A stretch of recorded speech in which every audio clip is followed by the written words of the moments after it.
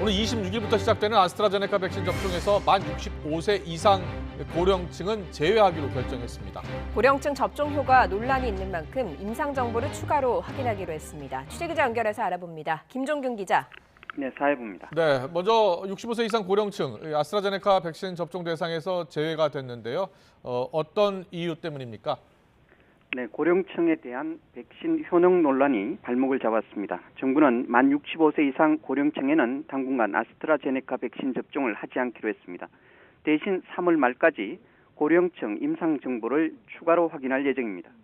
미국 임상시험 결과와 영국 등 이미 접종을 시작한 나라의 정보 등을 확인하고 고령층 예방접종을 하겠다는 것입니다. 아스트라제네카 백신은 유럽과 영국 등 50개국에서 조건부 허가 또는 긴급 사용 승인을 받은 제품입니다. 하지만 독일 등 일부 국가는 65세 미만에 대해서만 접종을 권고하고 있습니다.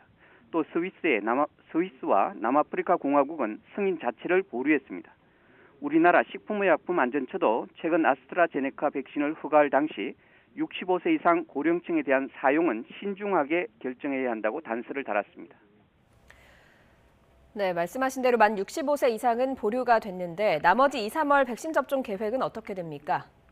네, 아스트라제네카 백신 접종은 만 65세 미만을 대상으로 오는 26일부터 시작됩니다. 정부는 당초 3월까지 요양시설 입소자와 종사자 78만 명을 접종할 계획이었습니다. 하지만 만 65세 이상 50만 명이 빠짐에 따라 65세 미만 27만여 명이 첫 대상자가 됩니다. 이어 고위험 의료기관에 보건의료인 35만 명은 3월 8일부터, 방역, 역학조사 요원 등 7만 8천 명은 3월 22일부터 백신을 맞게 됩니다.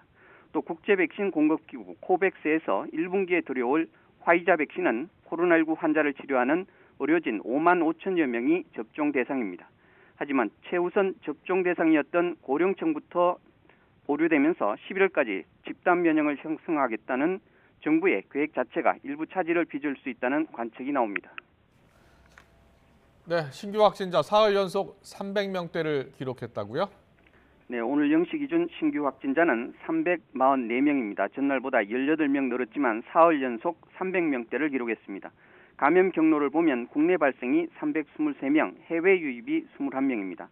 국내 발생 사례 중 수도권이 255명, 비수도권이 68명입니다. 코로나19로 숨진 사람은 1,527명으로 5명 더 늘었고 위중증 환자는 156명 그대로입니다. 하지만 재확산 우려가 수도권을 중심으로 여전합니다. 설 연휴 기간 국내 발생 확진자의 78.8%가 수도권에서 발생했습니다. 또 수도권의 감염 재생산 지수가 2주 연속 1을 넘었는데 이는 유행 확산을 뜻합니다. 이런 상황에서 기존 바이러스보다 전파력이 더 센 변이 바이러스의 위험도 갈수록 커지고 있습니다. 이번 주 후반부터는 거리두기 완화 조치의 영향도 서서히 나타날 수 있습니다. 방역당국은 향후 2주가 중요하다고 보고 확진자 발생 추이에 촉각을 세우고 있습니다. 지금까지 사회부에서 YTN 김종길입니다.